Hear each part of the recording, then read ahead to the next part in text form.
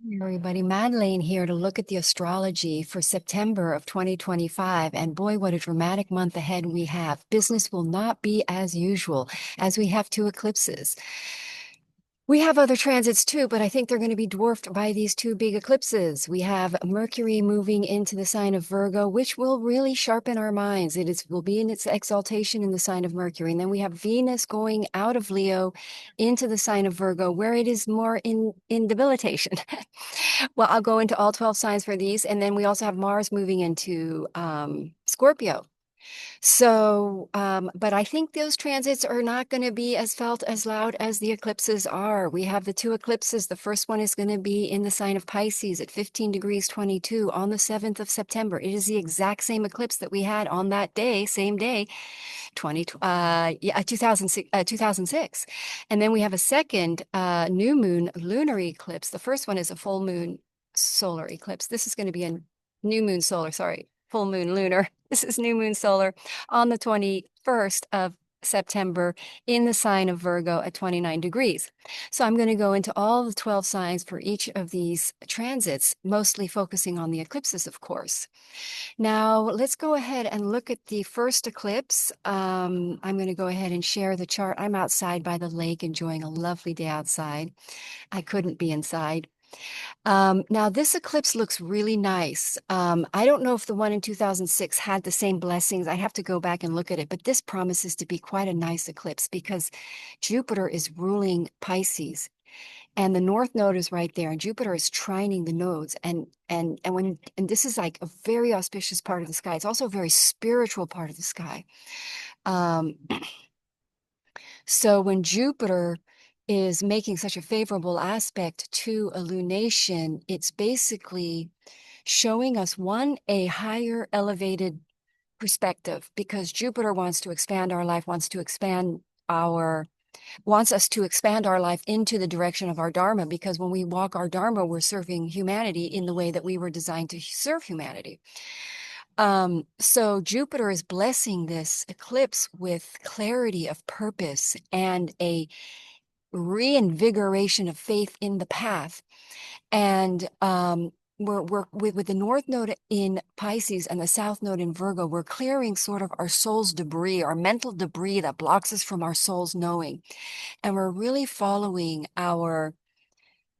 some sort of not such a clear path because the North Node and the sign of Pisces is also ruled by Neptune, which happens to be very close and also making a very positive aspect in this eclipse, which also blesses it. But this journey with the North Node in Pisces is aligning us with our true soul's essence and to walk a life where our soul's desire, where we're feeding and nurturing the soul, not the material. It is a big eclipse of releasing because the South Node being in Virgo and full moons are big revelations and show us what we need to let go of. So it can be really challenging sometimes. If it's a relationship that needs to be let go of, it can be very, very painful. But this month will be charged with intense energies and heightened emotions and sudden twists of fate and passions and power plays, because we do have Venus in Leo, so that kind of heightens the passionate energy of this month, of course. But the eclipse will so eclipses basically end things and bring things. Eclipses something out and invite something in new. Eclipses, you see, there's Jupiter in its exaltation, by the way, which is a really good blessing for this eclipse, which makes it extremely abundant. Honestly, the more you let go and flow during this eclipse, the less struggle, trust that it's going to take us somewhere really good. Because here is Jupiter making a beautiful angle to this eclipse. Look at that. It's trining the North Node in the moon. It's a full moon lunar eclipse with Jupiter trining it like a big light saying, this is your Dharma, this is the way to go, this is what you're made for, this will nurture your soul. Leave anything behind that isn't your authentic part of your authentic path and your authentic soul's purpose. So it can come with challenges, but these are really beautiful angles. So I'm going to say we're relieved to let these things go. We're relieved to end these chapters. We're relieved to release this noise in our life. So we're basically clearing a path that takes us in a direction that truly nourishes our soul more and puts us in our true dharmic destiny, because the two things coincide, of course. All right. So that is the first eclipse. I'm going to go into all 12 signs about that. And now let's look at how beautiful that kite goes to the eclipse. So here it is. We're at the tail of the eclipse. So basically, this is untangling that big knot because it's happening at the end degree point of Pisces, or shall we say, it's opposing Saturn at that end degree point, and it's even in the shape of a kite. And here we are with the kite on the material realm, because Virgo um, the Virgo Pisces axis is all about the spiritual versus the material, right? And the practical versus the impractical. So we're going to have this kite configuration blessing us as we let something major go that releases the kite, that releases us from our karmic entanglement. So this is like the final, shall we say, it wouldn't be final because we do have the South Node continuing in Virgo, but this being the eclipse there makes it a big release of something final because it's at 29 degrees. So it's really the end of something. So we're really wrapping an old pattern, an old cycle. Our day-to-day routines are going to completely change. Our health decisions or choices are going to change. We're going to make much more soulful aligned decisions that will improve our health. We're spiritually releasing ourselves from old paradigms and old thinkings and old thoughts, and we're changing them because we're at the end degree point and Saturn is there. So Saturn is telling us, look, we have to devote to something seriously. We have to put all our eggs in this basket and devote to it and treat it like it's a long-term thing, because we have to align with something here that Saturn wants us to align with, but at the same time, we have to release whatever's not a part of that. And we've cleared our karmic behaviors that are causing these patterns. And so, it's like we're untangling ourselves from that karmic knot in order to begin something new that really takes us a whole new cycle, a whole new 29-year cycle. So we're really headed in a new direction here, obviously very big. Now, Jupiter again is making, and again, a very positive aspect to this eclipse. So I think these eclipses are very abundant and very auspicious for everybody. So I'm excited to go through all the 12 signs. All right. I will see you there. All right. Hey, Aries, Sun, Moon, Rising. This is a look at the month of March 2025 for you. And I suggest you listen to the introduction for more detail about the eclipses. And let's just start out with the month with Saturn having been in your first house, going retrograde back into your 12th house, where it's visiting that end degree point, that sort of karmic kandanta point where you're untangling and some sort of subconscious past life repeat issue that comes up in your life. So you're really going in on this for the month of basically September until February. It's going to be in your 12th house, revisiting some karmic pattern, some karmic cycle that has a deep-seated psychological subconscious source from past life trauma that you're going to be taking a deep look at, finally clearing, changing the way you do it. It's looking at you. You're no longer playing the victim in this dynamic. You're taking a look at your part in this situation, and you're basically going to correct something, because the Saturn in retrograde is having you look at yourself and seeing what kind of repeat patterns are causing you results you don't like. Now, I talk a lot about this in some of my other videos that I post on my channel, so do check out those Saturn posts. So anyway, with the Saturn having been in your first house, you're initiating major new cycle, a big new 29 to 30-year cycle. Now, we had a new moon last month in the sign of Virgo, which would have been some sort of surprisingly new, out of the blue, initiating a new idea, new project, new media thing, because Virgo's in your sixth house, or a new health routine, or basically it could have been a new work related project starting, basically a new chapter in your life, because you have the South Node there transiting your fourth house, sixth house, and that's where we're going to have the second eclipse. You're really releasing old habits, old patterns, old health things that are not good for you. What else? Noisy things that are just noise in your life, being busy for no point. And really starting to streamline your life more into the direction of your dharma or your soul, what nourishes your soul, because this first eclipse is coming into the sign of Pisces, which is in your 12th house. So you're really having a come to Jesus moment where you're going deep deep within and knowing and finding that true um um calling that is what you're here for. You don't want to waste your time with that South Node Virgo, wasting your time in busy forms of occupations that are just sort of keeping you afloat, that's not nourishing your soul, as it were. So I'm going to go ahead and share the chart. Now, this first eclipse that's happening on the 7th of September, here we go.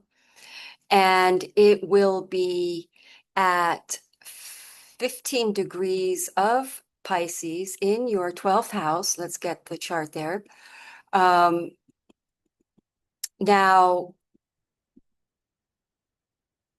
so you're going to be letting go because you've got the South Node. This is a South Node full moon lunar eclipse, which shows us in general what no longer serves us and what we need to move on from and leave. And there's something about your sixth house that has to be completely released. And this is a 6 month thing, by the way, eclipses.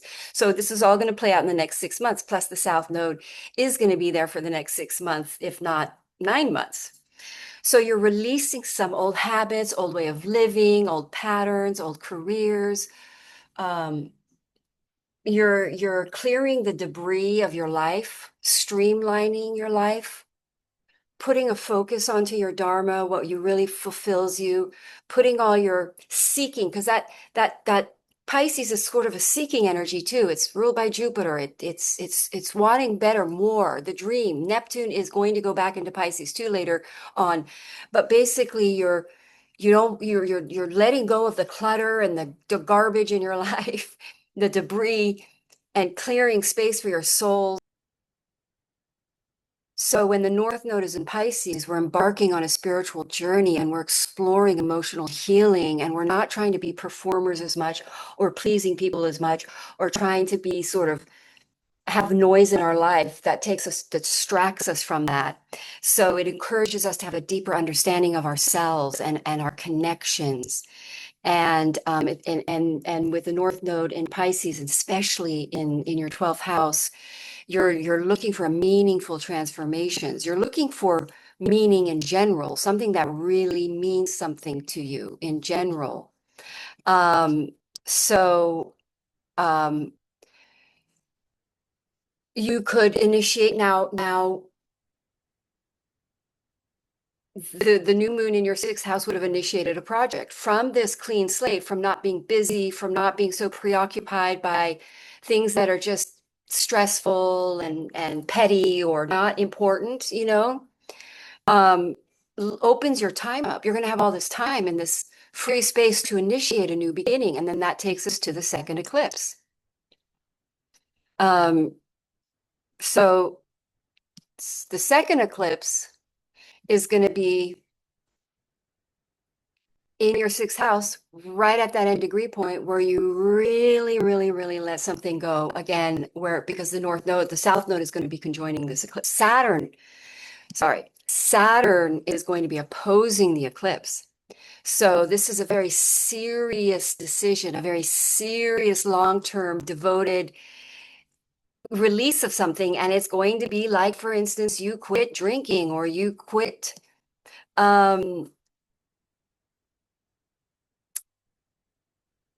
something that causes you stress. So let me think of some other ideas. You could quit a job. You could quit a form of being of service in a way, or volunteering in something that just doesn't serve you, that isn't filling your cup. You're going to quit being a people pleaser, working too hard for things. And instead, you're going to find a flow that you're looking for emotional and spiritual, intuitive guidance. You're going to see where things go, where you're going to kind of allow the uncertainty of your life unfold in a way that doesn't, you don't know. So you're sort of trusting the universe more and flowing. That's how we flow into our dharma. It's more, it's not from our head and us being busy and organizing and strategizing in Mercury, but we're seeing, we're feeling it, we're intuiting into it. We're letting the flow of the current, the tide of this, the eclipse is tilts the current of our destiny. So that is the eclipse for you. Now, I also want to just look at the planets in general. So you're going to have your ruling planet will be in Libra um, for the beginning of the month, but then it moves into Scorpio, where you will experience a lot more intensity or passion or drama. And these eclipses are dramatic. So there's a good chance. Wait, what am I doing? There's a good chance that there is a dramatic play out of things on that second eclipse because your ruling planet is in your seventh house of relationships. So you could be experiencing conflicts in your relationships or losing it. Now, these relationships can be any kind of partnership agreements. It can be, you know, a lawyer relationship or a tenant relationship or something. So there could be some sort of a flare up. Now in Mars Libra, it is not the strength. It is not in its strength. So you could lose it. So you're being tested here, that Saturn retrograde. You're being, you know, Pisces, you got to forgive people and you're trying to learn to control your fiery Aries energy here, that flare up that can happen. So that's some work to be doing. Then Mars is going to move into your eighth house towards the end of the month. I left my notes. Anyway, Mars towards the end of the month is going to give you quite a lot of focus on eighth house things, transformation, healing. You're going to be very psychic and intuitive during that period, just so you know. But I'll go more into that next month because it's going to be more involved in October. But this could involve the eclipse, so watch out because you could lose it on that second eclipse with that Mars being in your debilitated seventh house. Or something happens emotionally that there's just a climax for you. Or also your spouse or your partner could have a major shift in their lives too. Or you could end a relationship. You could end your relationship. That can happen too. If it's not the right relationship during an eclipse, and if a relationship ends in an eclipse, it's usually permanent. All right, so then we've got Venus is the ruler of that. Will be in Leo in the passionate, fiery house, again, flaring up passion, creative, inspiring ideas, entrepreneurial ventures, passion in the bedroom. You know, a lot of fun with that Venus in Leo. And then we've got Mercury will be coming into Virgo as the month progresses. And that's going to be fabulous because Mercury and Virgo is going to really give you a sharp mind, focused. Then we're going to have that last eclipse in your sixth house, which we just talked about, where you're releasing. Oh gosh, if I mix up the eclipses, I'm sorry, but I'm suddenly feeling like I did. But anyway, that last eclipse on the 21st, where you really let go of something, you really liberate yourself, a karmic pattern ends, and you're ready and you're cleaning the slate for your new chapter in preparing yourself for this new 29-year cycle. All right, stay safe. Namaste.